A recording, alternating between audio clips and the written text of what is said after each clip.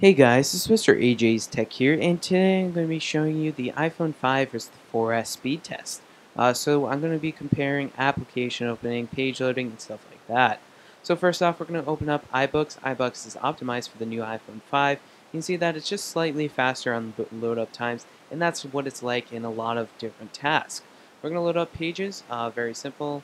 Most of these are pretty accurate. I mean, you can see that well, the iPhone 5 is first on that one, but I mean, it's by like a second or less, you know?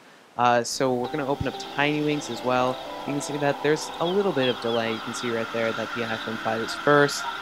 Really, the only time you're going to see this big CPU change is when you're in those heavy applications or games.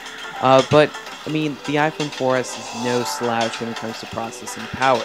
So as you can see, if you've ever even used an iPhone 4S, you've never really noticed much of a lag.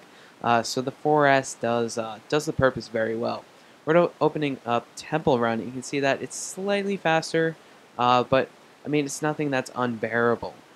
So you can see right here, and there's no lag when you're playing games on a 4S. Of course, there's no lag on the iPhone 5, but it's the speed is no real difference. You know, once you're playing the game, you're not going to notice too much of a difference unless you're playing, let's say, Real Racing 3 or something really graphic intensive.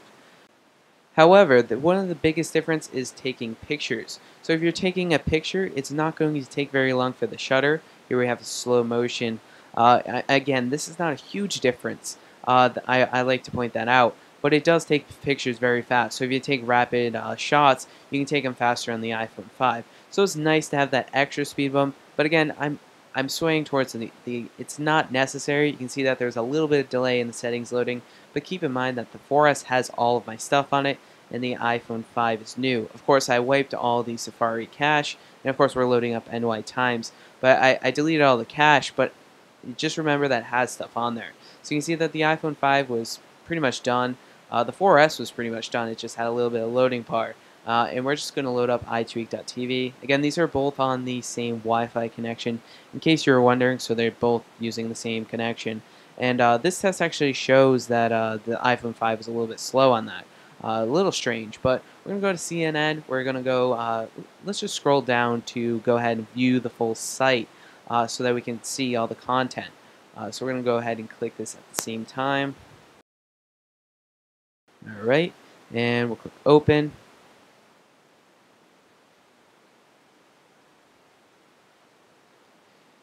And you can see that the iPhone 5 is, of course, first. Just setting these down on the table so I can go ahead and show you the multi-touch gestures. I mean, on the 4S, again, it's no slouch in terms of speed. So we're just going to go ahead and zoom right in here. Zoom right in, and you can see that it's very fast. There's no lag or anything like that.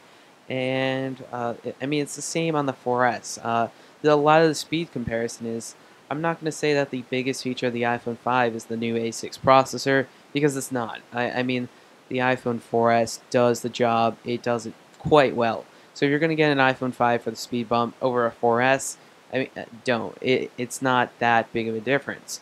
But it's nice to have, and I love the new design of the iPhone 5.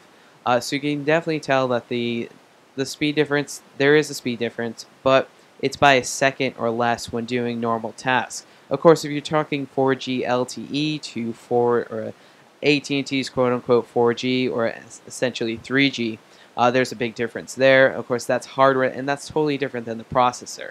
And then we're just going to load up Maps. I noticed that Maps was a lot more bearable on the iPhone 5. It's very slow on the 4S and 4. I don't know if that's because processor or if it's just how it's made, but it does work much better on the iPhone 5. Other than that, I don't see getting an iPhone 5 as a speed bump over the 4S. There's not too much of that speed bump. It's definitely nice to have that speed bump, but don't get the iPhone 5 with speed in mind. So guys, as always, I hope you enjoyed this video. If you want to see more content on the iPhone 5, be sure to leave a comment down below. Tell me what you want to see, and I'll make the video. So be sure to hit the subscribe button above, comment, and like, and I'll see you in the next video. Bye-bye.